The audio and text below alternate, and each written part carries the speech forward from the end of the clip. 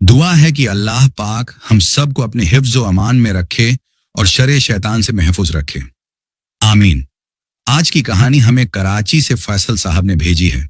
यह कहानी महज एक वाकया नहीं, बल्कि एक ऐसा नफ्सियाती और रूहानी भंवर है जिसमें इंसान फंस जाए तो वक्त और मकान की तमीज खो बैठता है। हमने अक्सर फिल्मों में टाइम लूप का जिक्र सुना है, जहां इंसान एक ही वक्त में कैद हो जाता है।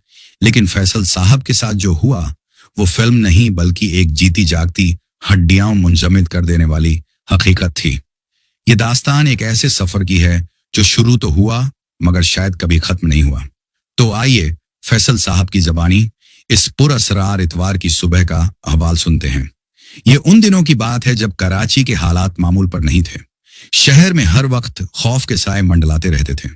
हड़तालें, जलाओ घेराव और टारगेट किलिंग रोज का मामूल था। लोग मगरिब के बाद घरों से निकलने का सोचते भी नहीं थे और दिन के वक्त भी सड़कें अक्सर वीरान ही मिलती थीं। मैं उन दिनों डालमिया के इलाके में रिहाइश पजीर था। मुझे वह दिन अच्छी तरह याद है। इतवार की सुबह थी। फजा में एक अजीब सी हब्स ज्यादा खामोशी थी, जैसे तूफान से पहले का सन्नाटा होता है। रात शहर में कुछ हंगामे हुए थे, जिसकी वजह से सड़कों पर हूं का आलम था। सुबह के 9:30 बज रहे थे जब अम्मी ने बताया कि अब्बू और उनकी शुगर और बीपी की दवाएं खत्म हो गई हैं। हालात जैसे भी हों, माँ बाप की दवा लाना तो फर्ज था। मैंने बोझल दिल के साथ गाड़ी की चाबी उठाई और घर से निकल गया। जैसे ही मैं सड़क पर आया, मुझे वीरानी ने घेर लिया। दुकानें बंद थीं, बस इक्का दुक्का लोग नजर आ रहे थे जो शायद मेरी ही तरह मजबूरी में निकले थे। मैं स्टेडियम रोड पर वाक़ शहर के एक बहुत बड़े और मारूफ मेडिकल स्टोर की तरफ रवाना हुआ। वहां पहुंचा तो शुक्र किया कि स्टोर खुला था। मैंने गाड़ी पार्क की, अंदर गया, दवाएं लीं और कुछ जरूरी घरेलू सामान खरीदा। जब मैं काउंटर से फौरिग होकर स्टोर के बड़े शीशे वाले दरवाजे की तरफ मुड़ा तो वहां मुझे एक मंजर ने अपनी तरफ मुतवज्जे कर लिया। मुझसे चंद कदम आगे एक बुजुर्ग खड़े थे। उनकी पुश्त मेरी तरफ थी। पहली नजर में ही उनका हुलिया आम लोगों से बहुत अलग लगा। वो खासे कदावर थे, माशाअल्लाह सेहतमंद जिस्म, चौड़े छखने और भरे हुए शाने। उन्होंने खालिस काले रंग का कलफ लगा हुआ शलवार कमीज पहन रखा था, जो उनकी शख्सियत को मजीद पुरअसरार और रोबदार बना रहा था। उनके सर के बाल मटियाले और बेतरतीब थे, जैसे काफी अरसे से कंघी न की गई हों। मैंने देखा कि वो दरवाजे के हैंडल को पकड़कर खोलने की कोशिश कर रहे थे, लेकिन दरवाजा उनसे हिल भी नहीं रहा था। ऐसा नहीं था कि दरवाजा जाम था, बल्कि उनके हाथ इस कदर बुरी तरह कपकपा रहे थे जैसे उनमें जान ही न बची हो। वो हैंडल दबाते, उनका हाथ कांपता और वो रुक जाते। मुझे उन पर तरस आया। मैं तेजी से आगे बढ़ा और उनकी मदद के लिए दरवाजा खोल दिया। मेरी तवक्को थी कि वो मुड़कर शुक्रिया अदा करेंगे या मुस्कुराएंगे, लेकिन उन्होंने मेरी तरफ आंख उठाकर भी नहीं देखा। उनका सारा ध्यान अपने कदमों पर था। वो रोबोट की तरह बड़ी एहतियात से एक एक कदम जमीन पर जमा कर बाहर निकले। ऐसा लग रहा था जैसे वो जमीन पर नहीं, बल्कि कांच के टुकड़ों पर चल रहे हों। मैं भी उनके पीछे बाहर निकला। स्टोर के बाहर चंद सीढ़ियां थीं। वो बुजुर्ग अब सीढ़ियों के ऊपर खड़े थे और अपने इर्द गिर्द का जायजा ले रहे थे। मैं अपनी गाड़ी की तरफ बढ़ गया, जो बिल्कुल सामने खड़ी थी। मैंने सामान गाड़ी में रखा और ड्राइविंग सीट पर बैठ गया। गाड़ी स्टार्ट की, लेकिन मेरा ध्यान उन्हीं बुजुर्ग पर अटक गया था। अब मैं उनका चेहरा देख सकता था। उन्होंने आंखों पर एक बहुत मोटे शीशों वाला चश्मा लगा रखा था। शीशे इतने मोटे थे कि उनके पीछे उनकी आंखें नजर नहीं आ रही थीं, बस धुंधले से दायरे थे। उनके चेहरे पर एक गहरी मुर्दा खामोशी थी। वो सड़क को ऐसे देख रहे थे जैसे किसी सवारी के मुंतजिर हों। इतनी देर में एक मोटरसाइकिल सवार तेजी से आया और उसने अपनी बाइक एंड मेरी गाड़ी के पीछे खड़ी कर दी। मुझे शदीद कोफ्त हुई। इतनी जगह खाली पड़ी थी, उसे मेरी ही गाड़ी के पीछे बाइक लगानी थी। मैंने हॉर्न दिया, लेकिन वो लड़का किसी दुकान में गायब हो चुका था। मजबूरन मुझे इंतजार करना पड़ा। मेरी नजरें दोबारा उन बुजुर्ग की तरफ उठ गईं। वो अब सीढ़ियां उतरने की कोशिश कर रहे थे। यह मंजर देखकर मेरा दिल हिल गया। वो जिस तरह लड़खड़ा रहे थे, मुझे लगा कि वो अभी मुंह के बल गिर जाएंगे। वो एक कदम नीचे रखते तो पूरा जिस्म दाएं बाएं झूलने लगता। उनकी टांगें उनका बोझ उठाने से कासिर लग रही थीं। हालात वैसे ही खराब थे। सड़क वीरान थी। मुझे लगा अगर ये यहां गिर गए तो कोई उठाने वाला भी नहीं होगा। मैं फौरन गाड़ी से उतरा और भागकर उनके पास पहुंचा। जैसे ही मेरा हाथ उनकी जिल्द से मस टच ऑन हुआ, मुझे एक झुरझुरी सी महसूस हुई। उनका हाथ वो इंसानी हाथ जैसा महसूस ही नहीं हुआ। वो गैर मामूली तौर पर नरम और मुलायम था। ऐसा लगा जैसे मैंने रूई के किसी गाले को मुट्ठी में ले लिया हो। न कोई हड्डी महसूस हुई, न गोश्त की सख्ती, बस एक अजीब सी ठंडी मुलायमत। उन्होंने फौरन एक झटके से अपना हाथ मेरे हाथ से छुड़ा लिया, जैसे उन्हें मेरा छूना नागवार गुजरा हो। अब पहली बार उन्होंने गर्दन मोड़कर मुझे देखा। उनके मोटे चश्मे के पीछे मुझे उनकी आंखों की जगह सिर्फ सफेदी महसूस हुई। वो बोले, मैं चला जाऊंगा, बस पास ही तो है मेरा घर। उनकी आवाज भारी थी, लेकिन उसमें एक अजीब सी गूंज थी, जैसे कोई खाली कमरे में बोल रहा हो। मैंने इसरार किया, नहीं अंकल, मैं आपको ऐसे नहीं छोड़ सकता। मुझे डर है आप रास्ते में गिर जाएंगे। आइए, मैं आपको छोड़ देता हूं, मेरी गाड़ी यहीं है। उन्होंने कुछ लम्हे मेरी गाड़ी को घूरा, फिर सड़क की वीरानी को देखा और शायद रजामंदी जाहिर करते हुए मेरे साथ चल पड़े। मैंने उन्हें गाड़ी की फ्रंट सीट पर बैठाया। इतने में वो बाइक वाला भी आ गया और रास्ता साफ हो गया। मैं गाड़ी में बैठा और सफर का आगाज किया। गाड़ी का एसी ऑन था, लेकिन गाड़ी के अंदर एक अजीब सी बू फैलने लगी थी। ये बू किसी पुरानी बंद अलमारी या मिट्टी की तरह थी। मैंने पूछा, जी बुजुर्गवार, अब बताएं किस तरफ जाना है? उन्होंने सामने इशारा किया। बस इसी सड़क पर सीधा चलो। गाड़ी चल पड़ी। रास्ते में खामोशी तोड़ने के लिए मैंने उनसे बातचीत शुरू की। मुझे हैरत हुई कि वो जिस्मानी तौर पर जितने कमजोर लग रहे थे, ज़हनी तौर पर उतने ही हाजिर दिमाग थे। उन्होंने मुल्क की सियासत, कराची के हालात और तारीख पर ऐसी गुफ्तगू की कि मैं दंग रह गया। उनके अल्फाज का चुनाव, उनका लहजा, सब कुछ किसी बहुत पढ़े लिखे और सुलझे हुए इंसान का पता दे रहा था। हम चलते रहे। वो कभी दाएं मुड़ने का कहते, कभी बाएं। मैं उनकी हिदायत पर अमल करता रहा। गाड़ी चलते हुए काफी वक्त गुजर गया था। मुझे महसूस होने लगा कि हम एक ही तरह के रास्तों पर घूम रहे हैं। वही वीरान सड़कें, वही बंद दुकानें, वही उड़ती हुई खाक। मेरा दिमाग कुछ माउफ सा होने लगा था। मैं बस ड्राइविंग कर रहा था। वक्त का एहसास जैसे खत्म हो गया था। मैंने फ्यूल गुज पर नजर डाली। हैरत अंगेज तौर पर सुई वहीं थी जहां सफर शुरू करते वक्त थी, हालांकि हम कम अज कम आधे घंटे से ड्राइव कर रहे थे। अचानक मेरी नजर उनके हाथ में मौजूद थैले पर पड़ी। मैंने पूछा, अंकल, ये दवाएं किस चीज की हैं? खैरियत तो है? क्या आपको शुगर या ब्लड प्रेशर का मसला है? वो मेरी बात सुनकर एक लम्हे को खामोश हो गए, फिर धीमी आवाज में बोले, नहीं बेटा, ये बीमारियां मुझे नहीं हैं। ये तो बस एक जख्म है, एक पुराना जख्म।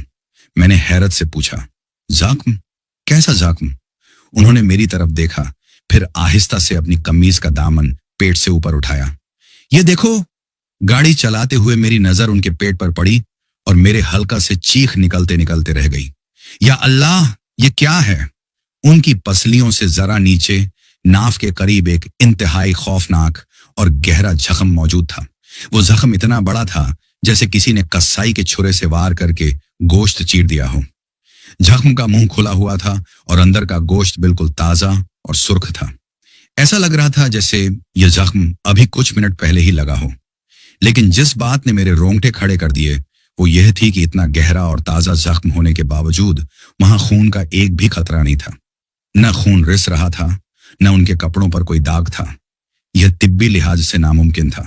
वो तल्ख लहजे में बोले, एक दुश्मन ने वार किया था। साल भर हो गया है इस जख्म को, ये भरता ही नहीं है। मैंने बहुत इलाज करवाया, ऑपरेशन करवाए, दवाएं खाई, मगर ये नासूर बन गया है। इसी की दवा लेने आया था और तुम मिल गए। उनके चेहरे पर एक गहरी अजियत थी। मैं सुन होकर रह गया। समझ नहीं आ रहा था कि क्या कहूं। यह ख्वाब था या हकीकत। कुछ देर बाद वो बोले, गाड़ी रोको, वो देखो। हम एक ऐसी जगह पहुंच चुके थे जहां सड़क किनारे कुछ लोग जानवर बेच रहे थे। वीरान सड़क पर ये चंद लोग अजीब लग रहे थे। बुजुर्ग बच्चों की तरह खुश हो गए। गाड़ी रोको बेटा, मुझे वहां जाना है। मैंने गाड़ी रोकी। वो बड़ी मुश्किल से उतरे और उन जानवरों वालों के पास गए। वहां कुछ सफेद रंग के दुम्बे, साइबेरियन शीप, बंधे हुए थे। उन्होंने 3 छोटे दुम्बे छांटे और खरीद ली। हैरत की बात यह थी कि वो दुम्बे गाड़ी की पिछली सीट पर बड़े आराम से आ गए। बुजुर्ग ने कुछ चारा भी खरीदा और वो भी पिछली सीट पर रख दिया। अब हम दोबारा सफर पर थे। वो बोले, अब सीधा जामा क्लॉथ की तरफ चलो, वहां मेरा घर है। गाड़ी चल रही थी। अब उन्होंने एक ऐसी हरकत की जिसने मुझे खौफजदा कर दिया। उन्होंने अपनी कमीज दोबारा उठाई, जख्म नंगा किया और फिर पीछे मुड़े। पिछली सीट पर दुम्बों ने कुछ गंदगी फजला कर दी थी। बुजुर्ग ने अपने नंगे हाथों से वो गंदगी उठाई और उसे अपने खुले हुए सुर्ख जख्म के अंदर भरना शुरू कर दिया। मुझे उबकाई आने लगी।